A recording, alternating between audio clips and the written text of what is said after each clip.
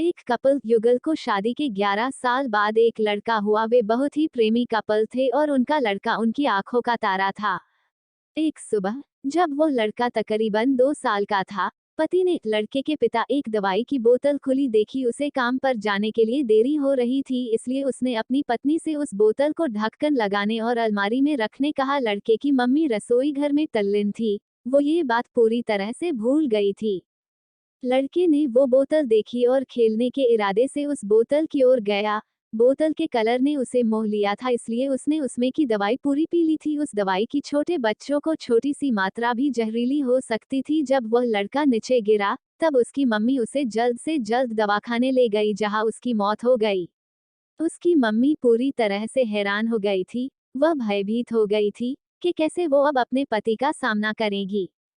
जब लड़के के परेशान पिता दवाखाने में आए तो उन्होंने अपने बेटे को मृत पाया और अपनी पत्नी और देखते हुए सिर्फ 4 शब्द कहे। आपको क्या लगता है कौन से होंगे वो 4 शब्द?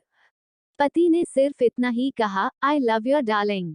उसके पति का अनपेक्षित व्यवहार आश्चर्यचकित करने वाला था।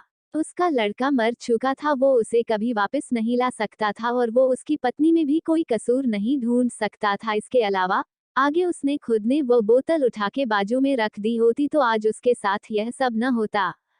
वो किसी पर भी आरोप नहीं लगा सकता था। उसकी पत्नी ने भी उनका इकलौता बेटा खो दिया था। उस समय उसे सिर्फ अपने पति से सहानुभूति और दिलासा चाहिए थी और यही उसके पति ने उस समय उसे दिया। कभी कभी हम इसी में समय व्यर्थ कर देते हैं कि परिस्थिति के लिए कौन जिम्मेदार है या कौन आरोपी है। ये सब हमारे आपसी रिश्तों में होता है। जहाँ जॉब करते हैं वहाँ या जिन लोगों को हम जानते हैं उस सभी के साथ होता है। और परिस्थिति के आवेश में आकर हम अपने रिश्तों को भूल जाते हैं और एक दूसरे का सहारा बनने के बजाय एक दूसरे पर आरोप लगाते हैं। कुछ भी हो जाए, हम उस व्यक्ति को कभी भी नहीं भूल सकते जिसे हम प्रेम करते हैं। इसीलिए जीवन में जो आसान है उसे प्रेम करो। आपके पास अभी जो है उसे जमा करो और अपनी तकलीफों को विचार कर करके बढ़ाने के बजाय उन्हें भूल जाओ। उन सभी चीजों का सामना करो जो आपको अभी मुश्किल लगती है या जिनसे आपको डर लगता है। सामना करने के बाद आप देखोगे कि वो चीजें उतनी मुश्किल नहीं है जितना कि आप पहले सोच रहे थे। हमें परिस्थिति को समझकर ही लोगों के साथ व्यवहार करना चाहिए और लोगों कठिन परिस्थितियों में उनका हमदर्द बनना चाहिए।